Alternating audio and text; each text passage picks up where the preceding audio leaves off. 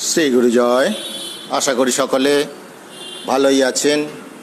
আজ মঙ্গলবার, দেবীপক্ষ তথা নবরাত্রির দ্বিতীয় দিবস।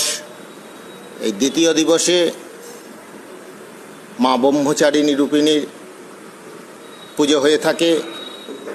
মা ব্রহ্মচারিণী আমাদের স্বাস্থ্যহানির থেকে রক্ষা করে। নবরাত্রি করতে গেলে যে শুধু দুর্গার প্রতিমা বা দুর্গার প্রতিচ্ছবি শ্রীপট লাগে এরকম কথা নয়। আমাদের সকলের বাড়িতেই শিবলিঙ্গ পূজিত হয়ে থাকে।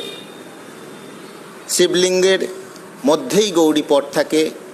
শিবলিঙ্গের পূজা করলেই আশা করি গৌরীর পূজা তথা মা দুর্গার পূজা হয়ে থাকে। ব্রহ্মচারিণী মায়ের প্রসাদ স্বরূপ গুঁড়ো চিনি প্রসাদের সঙ্গে দিন, মিষ্টির সাথে দিতে পারেন, ফলের সাথে দিন। গুঁড়ো চিনি মায়ের প্রসাদ দিতে হবে। এবং সন্ধ্যাবেলা আজ একটি ঘিয়ের প্রদীপের মধ্যে কর্পূর জ্বালিয়ে ঈশান কোণের দিকে দিন। দেখবেন মা ব্রহ্মচারিণী রূপিণী মা আপনাদের আরোগ্য অবশ্যই দেবেন। শ্রী গুরুজয়।